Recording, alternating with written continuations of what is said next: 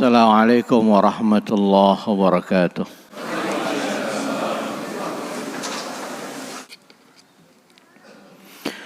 Alhamdulillahilladzi nawwara qulubal mu'minina bil hidayah wa adma'annat qulubuhum bitauhid. Asyhadu an la ilaha illallah wahdahu la syarikalah. Ya'lamu ma fis samawati wa ma fil ard wa huwa raqibul majid. Wa ashhadu anna nabiyyana Muhammadan abduhu wa rasuluh alladzi anara al-wujuda bi nuri dinihi wa syari'atihi ila yaumil wa'id. Allahumma salli wa sallim ala nabiyyina Muhammadin wa ala alihi wa ashabihi alladzina amanu wa amilus salihati ila yaumil mau'ud. Amma ba'du fa ya ibadallah, usikum wa iyaya bitaqwallah wa qad fadzal muttaqun. Wa alamu ayyuhal muslimun, innallaha ta'ala amarana bituqa fi jami' amwalina linakuna minal faizina fi hazil hayati dunya wa fil akhirah, yani bimtisali awamirihi wa ijtinabi nawahihi. Qala Allah ta'ala fi kitabihil karim, ya ayyuhallazina amanu taqullaha wal tanzur nafsum ma qaddamat lighad wattaqullaha innallaha khabirum bima ta'malun. Hadirin sidang Jumat yang dirahmati Allah, banyak cara orang menggapai kebahagiaan hidup. Ada yang menganggap harta yang banyak adalah bagian dari kebahagiaan hidup. Mereka rela menghalalkan berbagai cara, menggadaikan jabatan, menipu sana sini untuk menggapai kekayaan dan kebahagiaan hidup. Dan Allah sudah menggambarkan itu semua. Alhaakumut takatsur hatta zurtumul maqabir.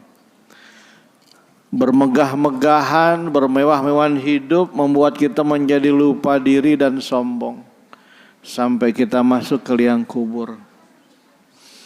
Di dalam Al-Quran Allah menceritakan kisah orang yang mempertuhankan harta, Qarun, pada masa Nabi Musa, yang pada akhirnya Allah menenggelamkan Qarun dan seluruh hartanya. Ada sebagian orang yang menganggap jabatan adalah sumber kebahagiaan,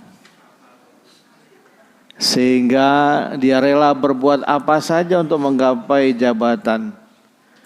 Bahkan ada orang yang takut kehilangan jabatan. Dia rela merendahkan harga dirinya untuk meraih menggapai jabatan. Padahal tidak sedikit orang justru hina dan nista ketika dia menerima jabatan. Makanya kata Nabi, jabatan itu adalah amanah wan nadamah yaumal qiyamah. Jabatan adalah amanah dan bisa menjadi penyesalan pada hari kiamat jika tidak bisa kita menunaikan amanah. Ada yang menganggap popularitas sebagian dari kebahagiaan hidup. Banyak cara orang ingin populer agar bisa berbahagia, agar dia menjadi viral, terkenal dan seterusnya. Padahal tidak sedikit orang-orang populer dan terkenal hidup dalam keniscayaan, kenestapaan. Maka bagaimana kebahagiaan hakiki ketika Ja'far bin Abi Thalib diutus hijrah ke Habasyah? Raja Habasyah bertanya, bagaimana mungkin ada seorang rela meninggalkan kampung halaman, sanak keluarga demi menjaga keyakinannya? Apa yang ditanamkan Muhammad kepada kalian? Kata Ja'far bin Abi Thalib, ya Tuan Raja, dulu kami saling membunuh, mabuk judi, tidak menghargai perempuan, berzina kami lakukan setiap hari. Maka Rasul mengajarkan kepada kami nilai-nilai moral dan kami merasa berbahagia melaksanakannya. Dan kami tidak ingin kembali lagi ke masa jahiliyah kami. Demikian pula pernyataan Cat Stevens yang kita kenal dengan Yusuf Islam, seorang legenda pop dari Inggris. Ketika dia menjadi Ummu Alaf, dia berkata, ketika saya belum Islam, semuanya saya miliki. Ketenaran, popularitas, harta. Tapi ada yang tidak bisa saya miliki, ketenangan dan kebahagiaan batin. Ketika saya menjadi muslim yang kafah, melaksanakan nilai Islam dengan sebenar-benarnya, maka ketenangan saya dapatkan dan seluruh hal yang buruk hilang dalam diri saya. Dan saya sampai hari ini merasa menjadi orang yang berbahagia. Kenapa demikian jamaah sekalian? Karena orang yang beriman tidak akan pernah mengalami kerugian dalam hidupnya. Wal asri innal insana lafi khusrin illal ladzina amanu. Demi masa sungguh manusia benar-benar berada dalam kerugian kecuali orang-orang yang beriman. Bagaimana tidak merugi? Niatnya saja sudah diganjar pahala. Ketika kita niat berbuat baik, kepengen haji atau umroh misalnya, sudah mendaftar, qadarullah tidak bisa berangkat karena sakit kita, karena satu dan hal, maka niat kita sudah diganjarkan Allah. Senyumnya bernilai. Tabassumuka fi wajhi akhika shadaqah. Senyummu kepada saudaramu adalah sedekah. Bahkan kata Nabi, ketika engkau menunaikan kewajiban suami istri pun punya nilai ibadah. Ada sahabat yang tidak nyambung dengan pernyataan Nabi. Ya Rasulullah, kalau tersenyum membuang duri di jalan Allah ganjarkan dengan ibadah, kami mengerti. Tapi ketika kami berhubungan badan dinilai juga ibadah. Bukankah kami menyenangkan syahwat kami? Kata Nabi, ketika engkau berbuat zina, apa hukumnya? Dosa besar dan kami akan dirajam. Karenanya lah ketika seorang suami mendatangi istrinya dengan benar, melakukan hubungan dengan benar, menghindarkannya dari perselingkuhan dan perzinahan, Allah ganjarkan dengan pahala yang besar. Yang kedua, orang-orang yang beriman akan terjaga marwahnya. Innal insana wa khalaqnal insana fi ahsani taqwim. Dan kami ciptakan manusia dalam bentuk yang paling sempurna. Tsumma radadnahu asfala safilin. Kemudian kami lemparkan mereka ke tempat yang serendah-rendahnya. Illal ladzina amanu, kecuali orang-orang yang beriman. Jadi orang beriman akan terjaga marwahnya. Pertama, dia akan memiliki rasa malu dalam hatinya. Al-haya minal iman. Rasa malu adalah bagian dari iman. Andai kata rasa malu ini dimiliki oleh para pejabat kita, anggota dewan kita, pasti negara kita tidak rusuh seminggu yang lalu. Bagaimana rakyat tidak marah di tengah kesulitan rakyat mencari nafkah? Seorang dewan rela menuntut kenaikan fasilitas, kemudian berdansa-dansi di parlemen yang harus memperjuangkan rakyat. Karena mereka tidak memiliki empati dan simpati. Maka orang beriman akan memiliki empati dan simpati dari mana? Dari rasa malu. Tidak pantas hari ini barangkali hadir kita di masjid ini dengan berkaus singlet saja. Walaupun secara hukum sah kita sholat berkaus singlet, tapi rasa malu kita yang membuat kita menjaga marwah kita. Maka orang yang beriman jamaah sekalian terjaga marwahnya. Yang ketiga, orang yang beriman akan senantiasa mendapatkan kebaikan. Man amila salihan min zakarin a unsa fahuwa mu'minun falanuhyiyannahu hayatan thayyibah.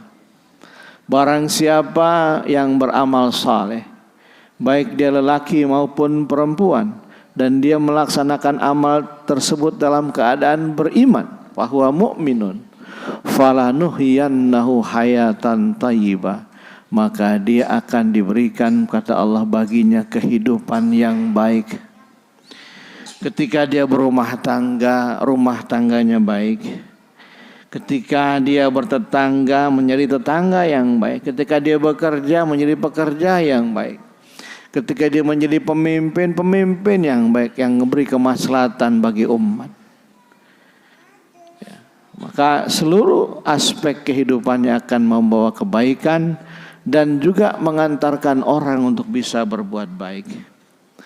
Dan yang terakhir, jamaah sekalian, orang yang beriman akan senantiasa mendapatkan keberkahan dari Allah Subhanahu wa taala. Di mana Allah menyatakan, walau anna ahlal qura amanu wattaqau lafatahna alaihim barakatim minas samai wal ard. Sungguh sekiranya penduduk suatu negeri beriman dan bertakwa, maka kami akan bukakan dari langit dan dari bumi pintu keberkahan. Jadi Allah tidak main-main berikan keberkahan. Dari langit dan dari bumi akan diberikan keberkahan. Apa itu berkah? Ziyadatul khair, bertambahnya kebaikan.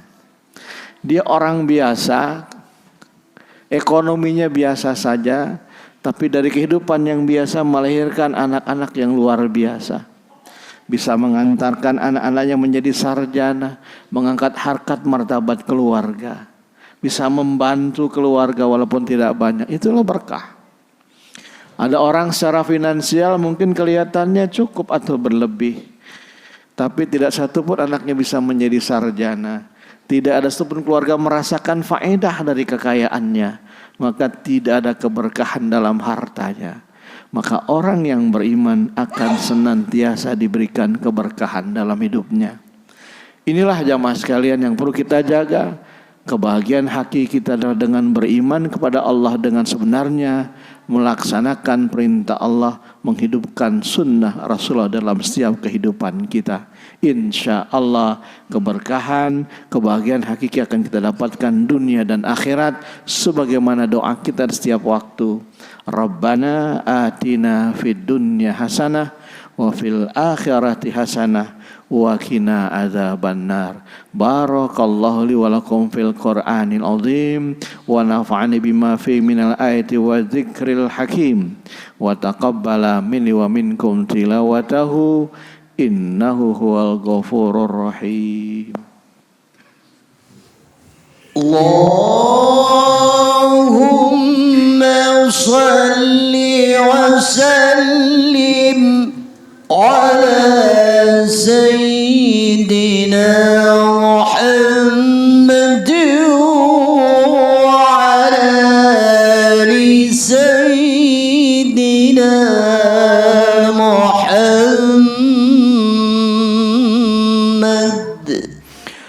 Alhamdulillahi hamdan katsiran kama amar. Asyhadu an la ilaha illallah wahdahu la syarikalah irghaman liman jahada bihi wa kafar. Wa asyhadu anna nabiyyana Muhammadan abduhu wa rasuluh sayyidul khalaiqi wal bashar. Allahumma salli wa sallim ala nabiyyina Muhammadin wa ala alihi wa sahbihi ajma'in. Fa ya ayuhan nas ittaqullaha waf'al khairat wajtanibu 'anis sayyi'at. Innallaha wa malaikatahu yusalluna 'alan nabi ya ayyuhalladzina amanu sallu 'alaihi wa sallimu taslima. Allahumma salli wa sallim wa barik ala sayyidina Muhammadin wa ala alihi wa sahbihi ajma'in wa ala tabi'ina wa ala tabi'in wa man tabi'ahum bi ihsan ila yaumiddin wa alaina ma'ahum bi rahmatika ya arhamar rahimin. Allahumma ighfir lil mu'minina wal mu'minat wal muslimina wal muslimat al ahya'i minhum wal amwat innaka sami'un qaribun mujibud da'awat wa ya qadiyal hajat. Allahumma ja'al dinana dina Muhammadin sallallahu alaihi wasallam wa imanana imanal mu'minin wa ruku'ana ruku'al mutawaddi'in wa sujudana sujudal mutadarri'in wa niyatana niyatal mukhlisin wa dhunubana dhunubal mustaghfirin wa hayatana hayatal ulama'is salihin wa mautana mautas syuhada wa khsurna fi zumratil awliya wa adkhilna jannata mal anbiya bi rahmatika ya arhamar rahimin. Rabbana ighfir lana wa li ikhwanina alladziina sabaquna bil iman wa la taj'al fi qulubina ghillan lil ladziina amanu Rabbana innaka ra'ufur rahim. Rabbana atina fid dunya hasanah wa fil akhirati hasanah wa qina adzabannar. Ibadallah, innallaha ya'muru bil adli wal ihsan wa ita'i dzil qurba wa yanha 'anil fahsya'i wal munkari wal baghi ya'idukum la'allakum tadhakkarun. Fazkuruni yazkurkum washkuruhu 'ala ni'amihi yazidkum was'aluhu min fadli yu'tikum wa la dzikrullahi akbar. Aqimis shalah.